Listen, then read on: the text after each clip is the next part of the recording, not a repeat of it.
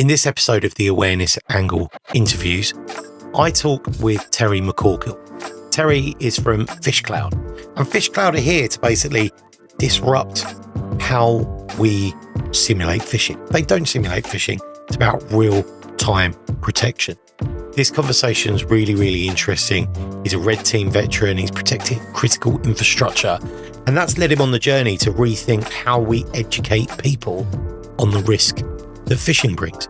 And it's a conversation about how real-time protection is more efficient than sending a simulation and trying to catch people out. It's a really good chat. Be really, really keen to hear what you think. Get in touch with us. hello@riskycreative.com. But keep listening.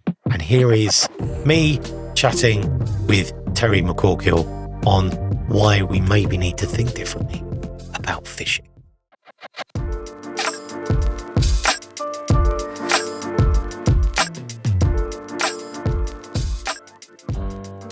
Right, welcome to the Awareness Angle interviews. And this week, I have with me Terry McCorkle.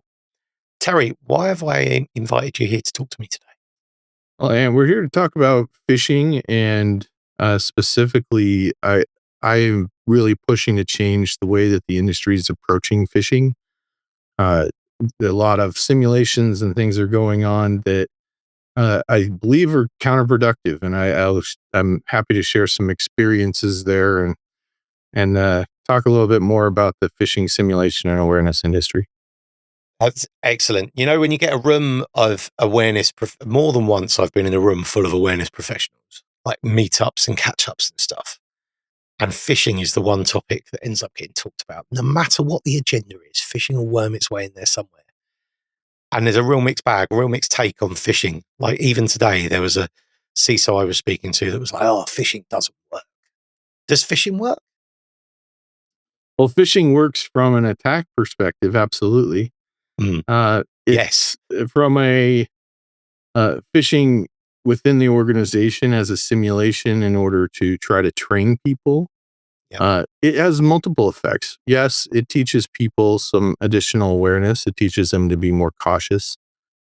But in a larger organization, it also teaches people to be skeptical of not just phishing emails, but also internal communications and communications from their team members. And it really kind of splits and divides people into groups of people who click on almost anything and people who just won't click on anything at all.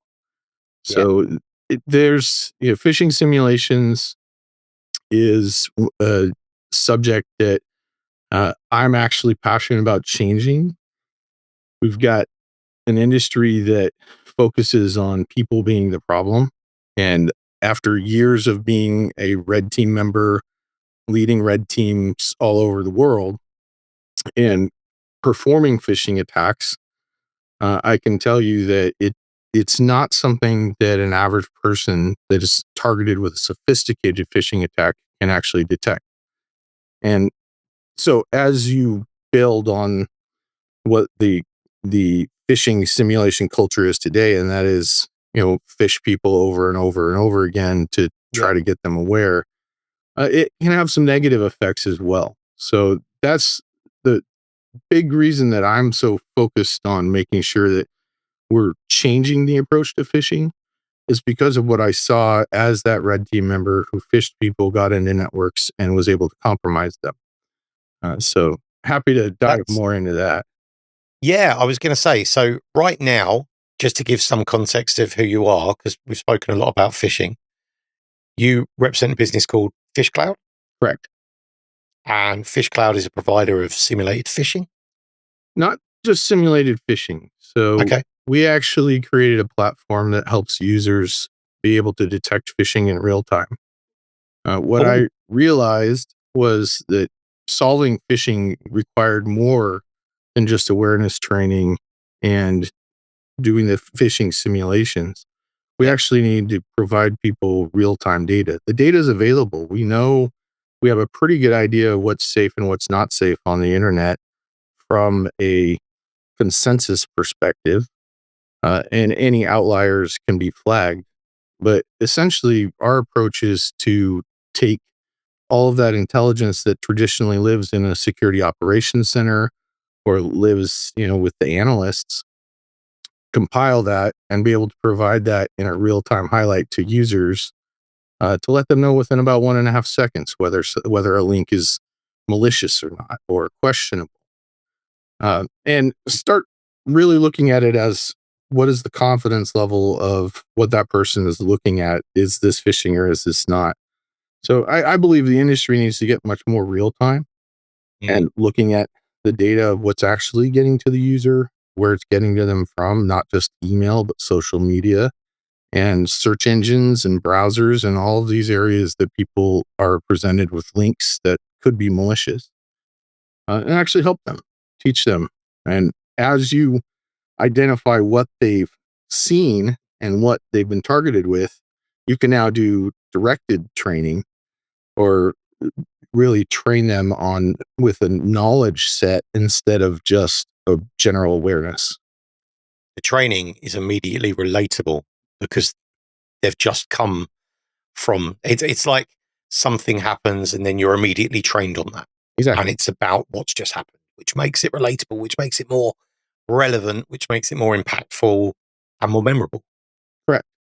So Excellent. Yeah. it really becomes a challenge of involving the user more and not treating them as if they're the problem, but treating them as if they're part of the team. They're part of the solution. They're an extension of your security team if you give them the tools that are easy enough for them to use. We've got into it right away within the first few minutes of so I don't want to like go for broke before we've gone too far down the road. So I'm going to spin back round to PhishCloud and how the solution works and what it does, because I'm really intrigued in that. But a little bit more about your journey here. So Red Teamer, what's your journey from, how did you get into cyber and how did you decide that phishing was broken? What led you to this place now? Sure. So years ago, let's see, I've been working in cybersecurity for going on 25 years. So Wow. been doing this a while. I Yeah. actually started off in electronics with the Army. So Army trained me on component level electronics.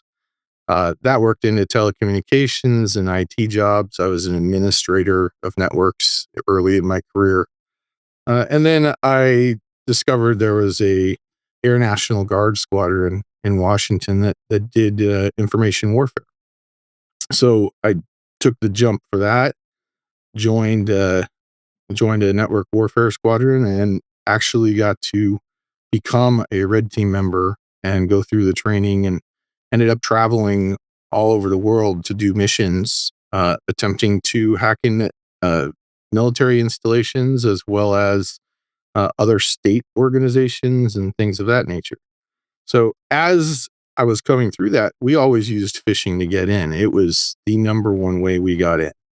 That's the number one way criminals get in, isn't it? Still, today. Even today. Yeah. So 20 years ago, that was still the case.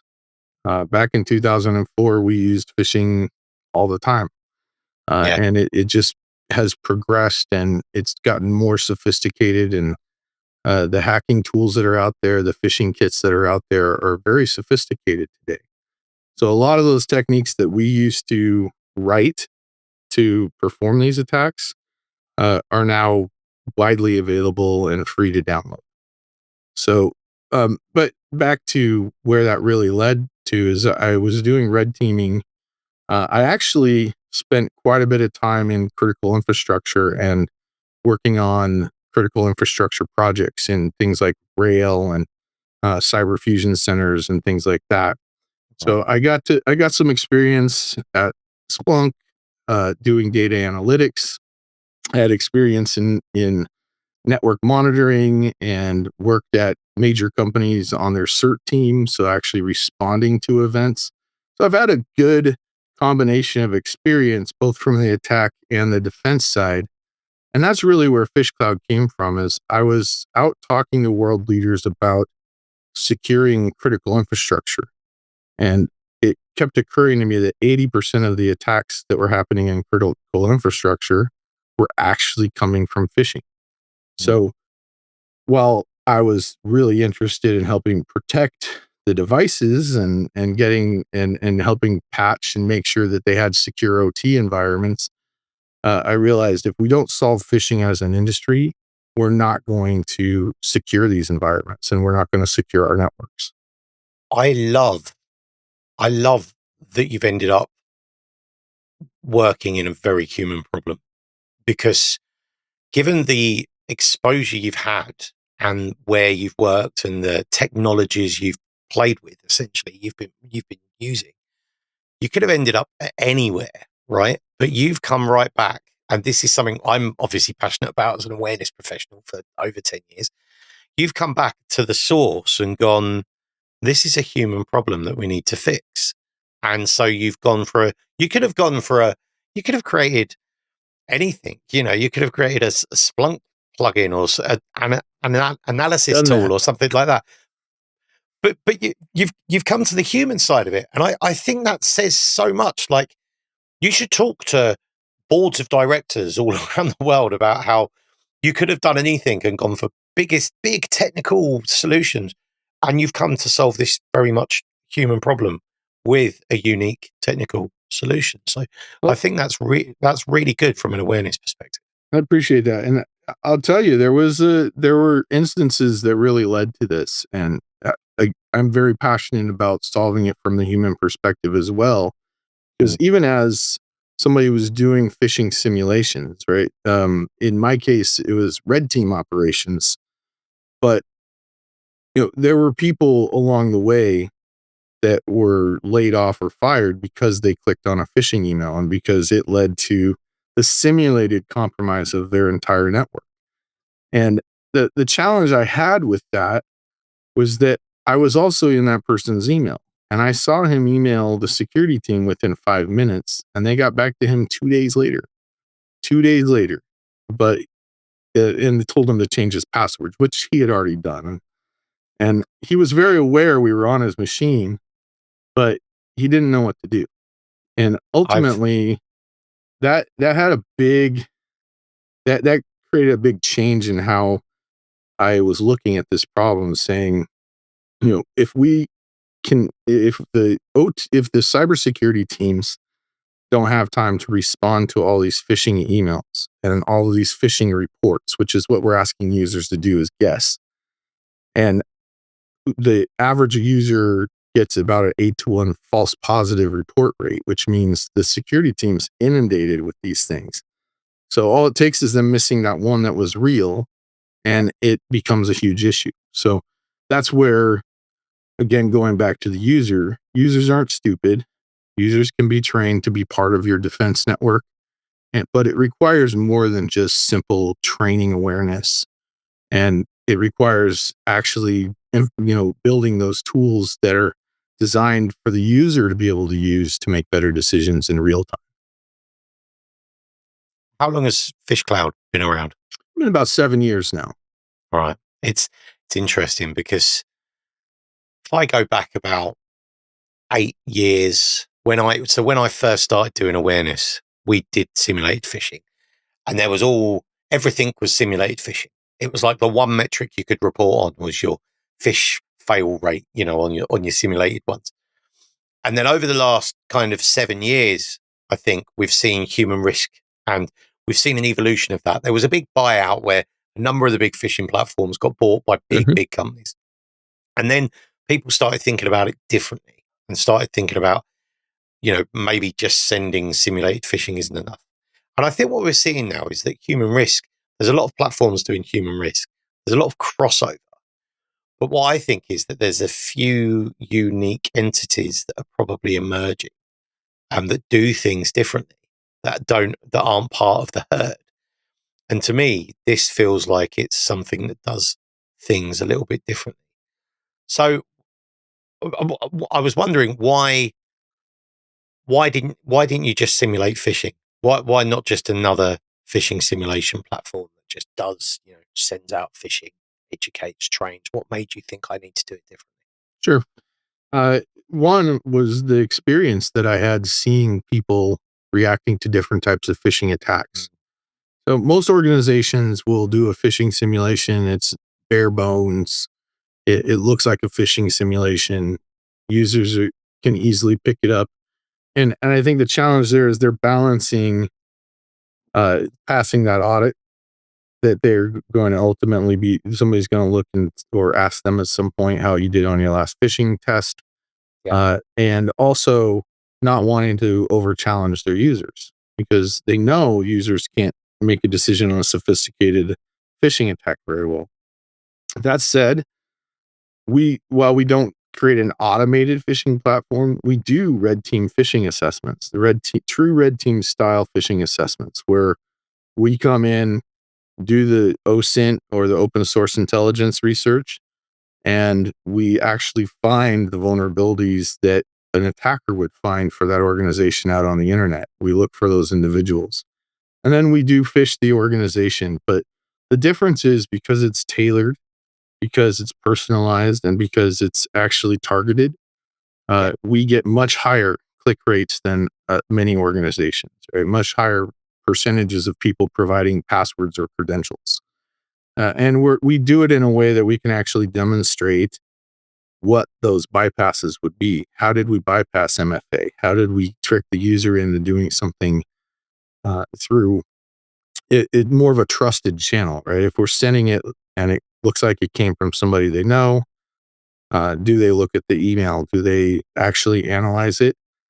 Because a lot of times, if somebody receives an email from, say, their manager or their boss, and it has the correct tags and it has the correct logos and signature blocks and those sort of things, they won't really think about it.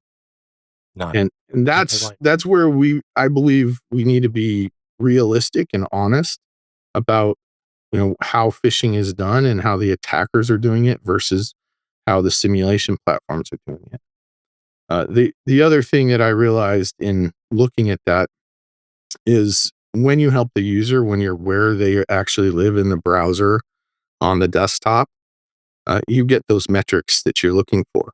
You get real-time phishing metrics across many different channels, not just email. So that's really where I'm focused, is getting away from that idea that a point in time metric from a phishing attest or 2 or 3 in a year are going to give you realistic numbers for what your actual risk is. Because users will change their click behavior based on the title of the email, based on the format of the email, the urgency of the email, and the subject. So all those things play into how, platforms, they can send those more sophisticated ones, but many organizations don't have the time to actually do it the way an attacker would. One phishing platform that I used to use, and I've used about 4 or 5 different phishing platforms over the last 12 years. And one platform I used to use, the emails were fairly easy to spot. There was a pattern that you could see over time. But I would always get developers, and I used to work with a lot of software developers who all thought some were very clever, some thought they were very clever, but it used to be, you've got to try harder than that to phish me. And my excuse used to be, maybe you're not the person that I'm trying to phish. But then I also sometimes used to say, if I really wanted to get you, I could get you, easily. Because if you put yourself in the mind of an attacker, someone said to me the other day, that their wife had received an email and it said, I've lost my puppy. If you please, and it was to a business, and it was like, I've lost my puppy on the business park. But if you see it out the window, please let me know. Click here to see a picture of the puppy. And the failure rate was huge because people wanted to see a picture of the puppy. People wanted to help out, and it played on that natural instinct. And it's like, if you really want to get people, you could get people. And this was a conversation I had previously with someone about figures. You could game traditional phishing stats really, really easily. You could get a really high failure rate or a really small failure rate, depending on what you needed. If you needed more budget, you might go high. If you wanted to look good, you might go low. Right. But essentially, the PhishCloud approach gives a more realistic, more kind of real-time perspective on phishing vulnerability. Yes, because we're not only helping the user. So the way that PhishCloud approaches it is we monitor every URL that's seen on the page when it loads. And we'll highlight green, yellow, or red like a traffic light. So it's actually an overlay. And if the user tries to click it, you can actually apply policy right there on the spot. But as an organization, that means not only are you helping to protect that user and make sure they don't click on it and go to it, but you're still measuring the things that may have tricked them. If they click on a yellow, for example, it's going to pop up and warn them. And that's really one of the unique pieces to our platform is we did take an approach that has been widely accepted. If you go back in time and think about cars before traffic lights and the number of accidents, especially pedestrian accidents, right? People were getting injured all the time. And the first stoplights were actually just green and red. It took 3 or 4 years for them to figure out that we needed that yellow in there. Caution, slow down. And so looking at that and looking at the industry, a lot of times it's a blacklist or a whitelist that the security industry uses. And we've taken the approach of applying a confidence model using machine learning and AI that actually looks at the full URL, analyzes what is going on with that URL, where is it going to land, and then let the user know with that easy green, yellow, or red, is this questionable or is this bad or it looks like it's a good site. The other piece is doing it in real time. When you see a link, there's nothing saying that, for example, Google is a great site. However, there are a lot of ads that end up on it that are actually malicious, taking you to malicious sites. So when we're looking at this problem of phishing and framing it, I think a lot of the industry frames it as an email challenge. And we view it as any place where a person could actually receive a link or some kind of way to trick them. And today, that means things like chat and LinkedIn and Facebook and ads on Google search and all of those sort of places that we have to be able to protect users and stop thinking of it as an email problem. You know what? That's so true. In a podcast episode a few weeks ago, we talked about how malicious Google ads were directing people to malicious software downloads. Mm-hmm. There was even one where someone imitated Google ads themselves. So when you Googled Google ads, the top result was malicious and it took you to a Google site, which of sites.google.com is like, it's part of their trusted enclave. So they didn't flag it as malicious. And then it led to a malicious, that was an imitation site that looked like Google ads. But then the links off that took you to a malicious domain. And at no point was that flagged during the journey. And we did a walkthrough. We went all the way through. And it turned out that it was the Google Ads account of Sydney Zoo in Australia that had actually been compromised. Yeah. And there was this ended up being a spate of Google Ad accounts that were compromised. But you can't protect users from that with any tool that I know of. Obviously now I do, but previously it's like you couldn't protect that, and it looked good, and you're getting people to trust their instincts, and does it make you feel funny? And sometimes it just doesn't. It used to be you could look for spelling mistakes, but you can't do that anymore in a kind of AI generation world. PhishCloud. So I wasn't going to get into the product, but I am intrigued, right? I want to know more. And how exactly does it work? Is it a Chrome extension? Is it a add-on in Mail? Does it sit on your computer? How exactly does it work? It's a Chrome extension. It also works in other browsers as well.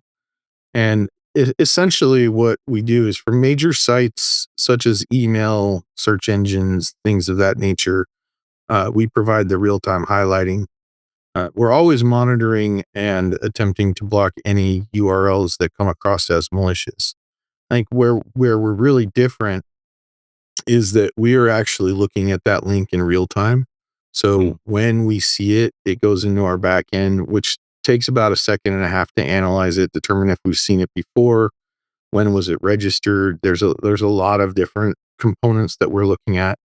like a trust profile. It's a trust profile. So confidence level is what we call it. And if it meets that confidence level, wherever it lands is what we'll display to the user. And we do have other default rules in there. For example, hosting sites are yellow by default unless it's something that's been added to by the company as a good site, trusted site. Because hosting sites are where people are routing them, whether it's Google or Azure or wherever it might be. So we recognize that. And the key is we actually use AI in the back end. If we don't know what it is, we do a real-time scan. We check to see if it has any maliciousness. And ultimately, we start by following the links to where they land rather than looking at the link at face value. So help the user make a better determination on the spot and then provide real-time metrics to the organization. Now, one of the other key pieces to me, there was a huge issue in the industry with privacy around phishing. And what I mean by that is a lot of the organizations that do phishing protection today, they'll require you to route all of your mail through them or all of your traffic through them. And that opens, GRC questions, right?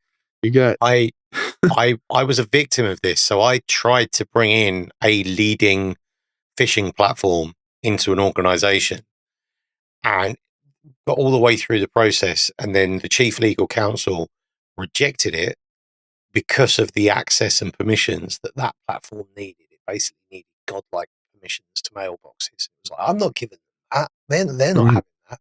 And that became a massive issue. And that we ended up getting around it, but we had to pause for a year because we'd missed our window. And we had to continue with the vendor. And then we ended up going ahead a year later after we'd done some work on the permissions. So, but that's been an issue for me, right? We didn't want, and I know similar with another one that sits in front of your mail. They needed to read all the content, and the company wasn't happy that all of that was being read as well, because your emails are kind of sacred and trusted and private. Unless they're not. Or should be. Right. Absolutely. So to solve that, we actually anonymize the data at the plugin level. Oh, cool. So the whole idea there is our data set, we want it to be as fast as possible, as accurate as possible, and be real time. In order to do that, we have to make sure that those privacy controls are in place. So we actually don't collect any PII. The only thing we usually do is an email to set up, but that's not directly associated. So what it allows is to have that real-time continuous database that's updating in real time, can help users make better decisions in real time, and give those administrators information to say exactly who's seen and clicked on or attempted to click on links within an organization. But doing it in an anonymized way. Yeah. So can I find out who my vulnerable users are, or who my users that maybe need educating, that security is everyone's job?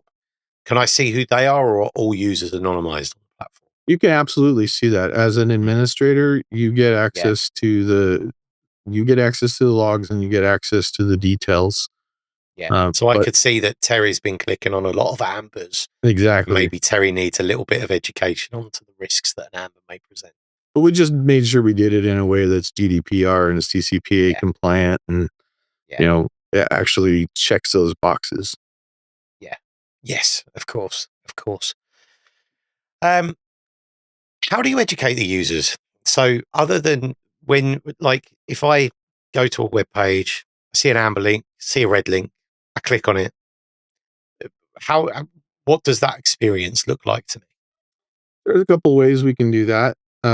One way is through our training platform. So our portal has a training platform that users can go in, and you can assign regular training and get those types of metrics. We also gamify that a little bit. So doing challenges within organizations and being able to track at that level helps really motivate managers to help make sure their people are educated and doing the training that they're supposed to do.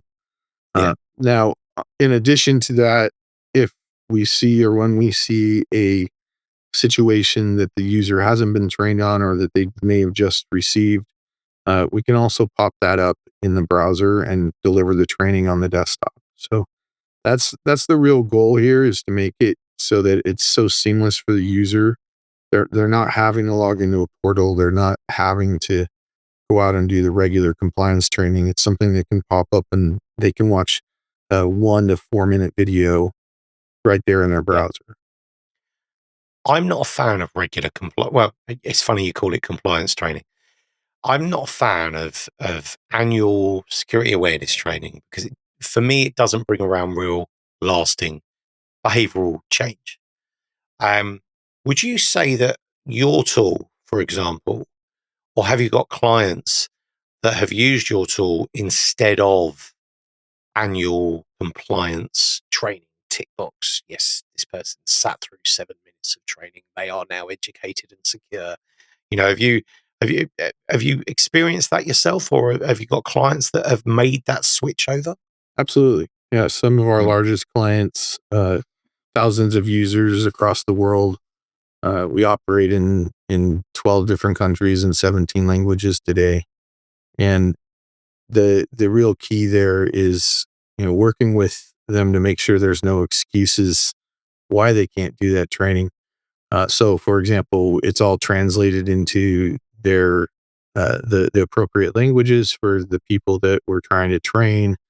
Make sure it's educating, but also entertaining to the user, something that it's not just boring, which there's a lot of options for that. And we don't build content today for the training. We use partners and we work with partners to actually deliver different types of training depending on what the company is looking for.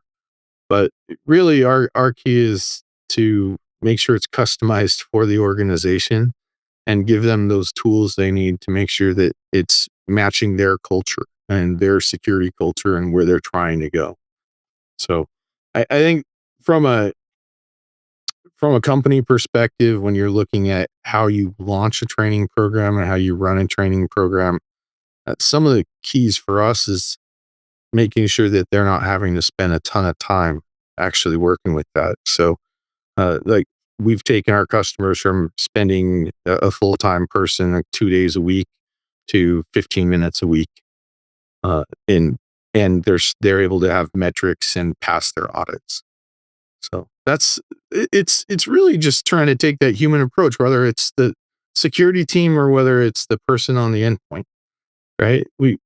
People in security need more time to do their job, and they shouldn't be chasing phishing emails. No. It's also phishing. There is always, with traditional phishing simulation, there is always they're out to get me, they're trying to catch me. There is that negative sentiment. And, in organization, I've dressed it up and brought people on that journey to try and change that perspective. We're not here to, have a go at you. We're here to educate you and make you aware of the risks that you face online. But at the end of the day, you are still trying to catch them out. And I've compared it before to like mugging someone in the street and then turning around to them and going, here's how you could have not been mugged. You don't do that. You don't let someone get run over and then tell them to stop, look and listen at the road, do you? So that's why I like this approach, because it's helping, it's properly supporting them.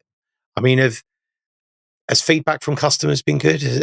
You've had customers, no doubt, switch from traditional phishing to the PhishCloud approach.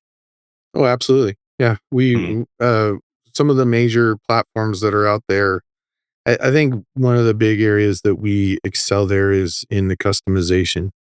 A lot of the platforms out there are very customizable. They're kind of focused at that lowest common denominator.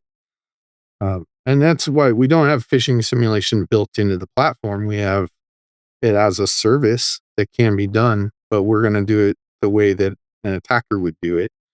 Yeah. And ultimately, the goal though is to get the industry to the point that we're doing that rarely, if ever. Right. So this tool essentially means you don't need to simulate phishing with Well, if you have real-time metrics, Why would you need to simulate it? Unless it's truly just a test. And then once you've evolved beyond it is trying to test our users, now a phishing simulation could be more targeted at testing the tools and testing your processes and testing those additional steps that need to be looked at, right? Yeah. Focus the attention on being more proactive rather than reactive in the phishing space, which today the entire industry is reactive. And even in a SOC environment, it's all reactive. So this is a step into, if you can reduce the threat exposure and the risk of a user to 1.5 seconds and get the metrics out of that and bring that into your SIM, now you've got a much more proactive approach to phishing and to that detection. And ultimately, you get more time back for your team to focus on the areas that they need to focus in order to fix those processes or be as efficient as possible at stopping attacks with those early warnings. I think the time save is a massively important thing, because I've ran phishing campaigns from scratch using like open source solutions, where I bought the domain and built the domain up and built a landing page and sent the email and had a box under the desk connected to an ADSL line, real like heavy labor intensive. It was such an effort to send a campaign that then, because the tech didn't exist then would go out to everyone. And within 10 minutes, a developer's got on Slack and has gone, oh, they're phishing again. And it's like, no, don't ruin it. So that was one thing.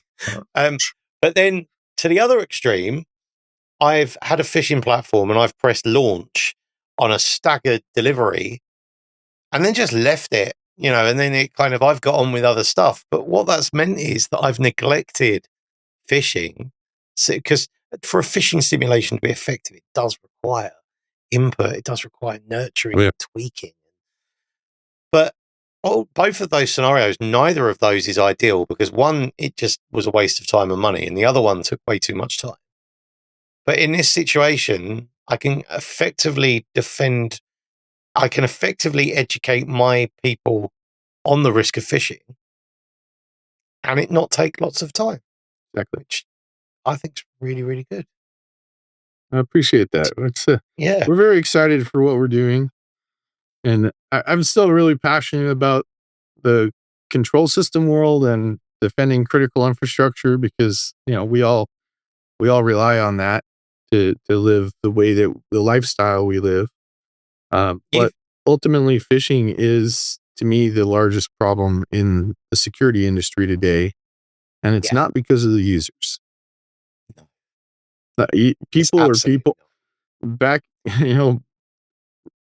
thousands of years ago, when you're defending your village, everybody grabs a pitchfork, right?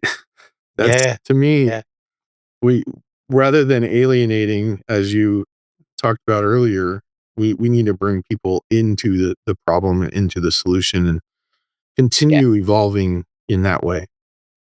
It's I had a conversation a couple of weeks ago with someone called Jasmine, and Jasmine works at a company called The Sensory, and they focus on their focus is on the emotional and the stress factors that make people act in a risky way. So it's asking people to be mindful before they click, right? And it's the conversation I had with her was about how it was a real kind of primal, right here in the back of your head, that fight or flight.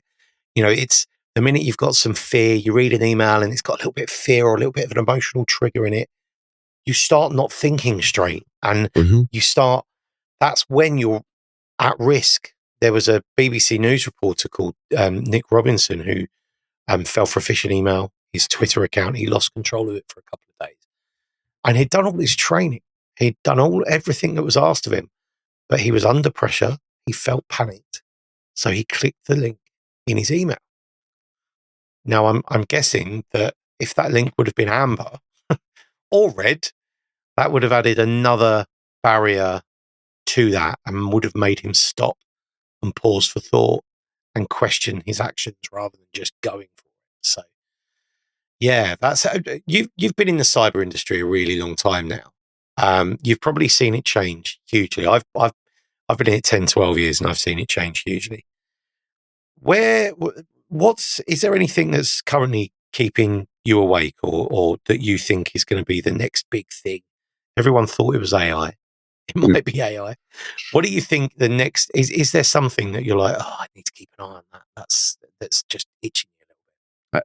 I think there's an absolute ton of tools and technology that are out there these days, and to me, there's multiple gaps. The phishing gap, that's always there. But I think the biggest challenge that many organizations have today is they either don't have all their data sources organized, or they don't have the workflows built into their processes, uh, or maybe they don't have playbooks built out.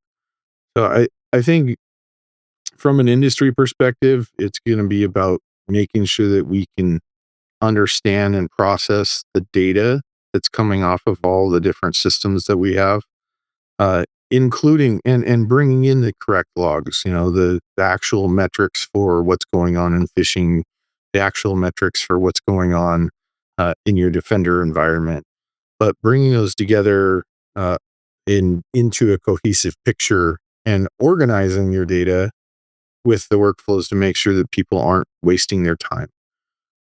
So what I've seen is people are only as efficient as the processes they have built, and those processes have to be built in a way that people can actually use them in reality. So to me, the biggest challenge I see in the industry is phishing, but more importantly, how do you get that data available so that your security analysts can react in real time, and actually have some kind of an automated process. So that automation piece is huge. So I think that's where we're going to see a lot of evolution, including with AI, is the automation of security processes that use AI to help guide those, and reduce the number of analysts you have to have on staff. I think it was, I've seen it said many times that AI isn't going to take my job. Mm-hmm. The person that uses AI well is going to take my job. And that's like, AI is great. It can help us. I use it lots in various different ways with the podcast and the newsletter that we do to help, to come up with ideas or think of ideas or solidify or flesh out ideas. And that's it, isn't it? By using AI as an enabler almost to help us achieve what would achieve things easier than It's definitely a multiplier for humans, right? This is the ability, if you understand how it works, you understand how to use it, uh, you can become very efficient at your job. And absolutely agree. The people who learn it, the people who understand it, are going to continue to build and grow the future of the security industry, but far beyond that.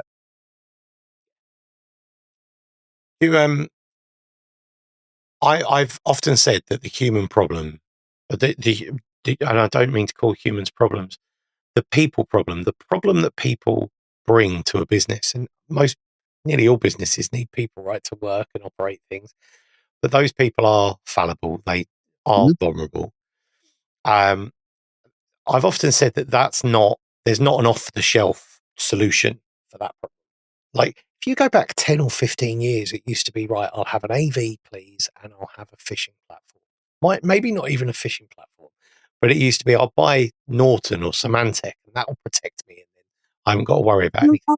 The whole tech stack's a hell of a lot more complicated now, isn't it? Because the attacks are more complicated, and there's not one off-the-shelf problem to solve the human problem, is there? I mean, you might say it's PhishCloud, but you need to bring people on that journey, don't you? And you need to help them train, help them learn, help them understand what the risks are. And I suppose that's what PhishCloud's doing with its training, with its nudging. Absolutely. And that's Yeah. ultimately the goal, is by including the people in the process and helping to educate them on the areas that they're actually being targeted with, right? That I think back to what you were saying about the evolution of the industry. I mean, we started off with security email gateways and really only focused on email. And I think a lot of companies have just gone down that route is we can protect email with the mindset, I believe, that is, looking at it and saying, well, that's the one place we can control. Right? As you you can look at the network traffic for uh, social media platforms that's coming into your environment, but you're not necessarily going to see everything that's on it from that gateway. There's encryption and there's other things that you have to deal with. By sitting at the browser, you can actually help the user. And so it's not just educating them, but it's educating them where they're actually being targeted and monitoring where they're being targeted. Because Let's be honest that's as well. going to evolve. Everything happens in the browser now. Like Yeah. everything everyone does is in the browser. You might get some people that use Word or PowerPoint on a desktop because they think it's better, but links, emails going out, things coming in, it largely happens in the Even browser. your documents are open in browsers these days, right? Yeah. If you click on a link, we do protect at that layer as well. So if there's a link in a document you've opened, we help detect that too. But I think really it's like we were saying earlier, people need to stop being viewed as the problem. They are part of the solution if we build the correct platforms and build the correct technology. I hear them often referred to as a human firewall, and it's a phrase I'm not a massive fan of just because people don't know what firewalls are. You referred to them earlier as a defense network, and I think that's a great way. I think it's a very American way. Like defense network sounds like something that sounds like American military more than UK, but I'm not an got expert. a little bit of that in it. Yeah. But it's funny as well. There's a lot of ex-military people end up working in security, in cybersecurity. Like I know 3 or 4 now, 5 actually. I think you're probably number 5. Is that why do you think people gravitate towards a cyber industry from a military background? Actually, I think that's a good question. So going back to a lot of pilots were military trained as well. And the reason for that is it's hard training to get. It's expensive. It requires practice and experience. And how do you get practice hacking things legally? Well, you can try to get a job, but it's oftentimes hard to get an entry level job without some kind of experience. So when you look at the military, you got an opportunity to go in there, get excellent education. I think the cyber programs these days run for 2 years of training. And when I first joined, it wasn't 2 years of training. We helped build that training as we came up, right? But Yeah. the training that people get through the military or through those sorts of organizations is hands-on, and it's true experience. So I think that's why you see, a few military people who end up having pretty good careers in this space because it's just it's an easier way to get in and learn what you need to know. Plus, you get all kinds of experience seeing what's out there. Yeah, as you said, you've used phishing many times, but on the other side, to gain access to places, but you've done it legally rather than illegally. Yeah, which is great. No. I'm going to catch you off guard now and ask you, as we wrap things up, I'm going to ask you, is there a book or a film that you'd recommend? Oh man. Doesn't have to be related to cyber. Is there something that you should go watch this? Oh my Or gosh. you should go read this? There's a lot of I do a lot of reading and more audiobook these days than Yeah. picking up a book. But Is that how you stay? Is that like one way you stay abreast and stay kind of, up on what's happening and different perspectives? Or are you going to tell me that it's just a load of Jack Reacher novels? audiobooks and things of that nature. I I don't watch a lot of TV shows, but I try to watch movies. Kind of caught me off guard with this one, like you said. So I wasn't thinking about a favorite movie. That's cool. Don't worry. There was a new one that came out recently that I thought had an interesting concept.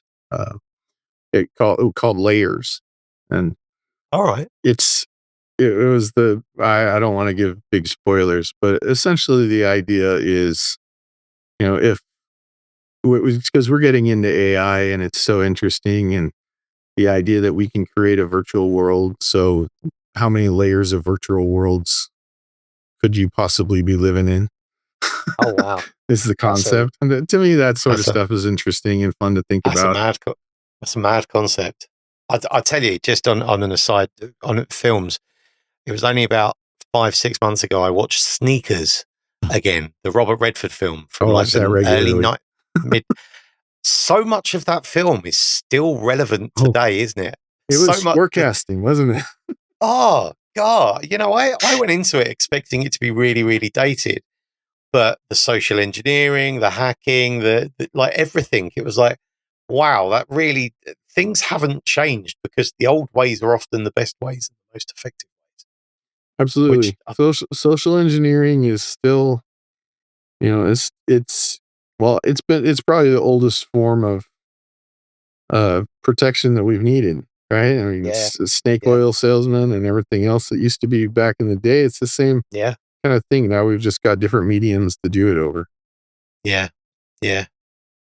Terry, it's been such a pleasure. This is the first time me and Terry have spoken, so I don't know if that was obvious to anyone. I meant to say that right at the top of the episode, but it's been such a pleasure speaking to you. And PhishCloud sounds awesome. So we'll put details and links to PhishCloud in all of the show notes and in the newsletter as well. But thank you so much for joining me today and telling us about the tool and about your journey here. That's awesome. Really appreciate it, Ant. Thank you so much for having me, and we're excited for the future of phishing and really disrupting the way that the industry is approaching it today, and looking to do good things. I realize I've said thank you, but just to go on to that, the future of PhishCloud. So obviously growing and growing and growing, but when you talk to people, are people actually, is it like are they shocked, refreshed? Is it that the approach is different? Absolutely. Yeah. The number one comment we get is, why have I never seen anything like this before? And really it's one of those solutions that once somebody starts using it and they see how it works and they see it's guiding them, and we also have the ability to right click any link and check it, right? So we help people wherever they're at there. And once they have that tool, it's hard for them to go without it, because you get to the point that you've got some guidance, and then if that goes away, or if you no longer have it, you're guessing again. And that's really what we're trying to fix, is stop asking people to guess. They're not security analysts. Let AI help with that today. Yeah. Trusted friend. Trusted friend. Controlled trusted friend. Controlled trusted friend. Terry, that's amazing. Thanks very much. And we'll probably have you back on at some point in the future. So thanks for your time today. Sounds great. Great talking to you. Cheers, Terry. Cheers.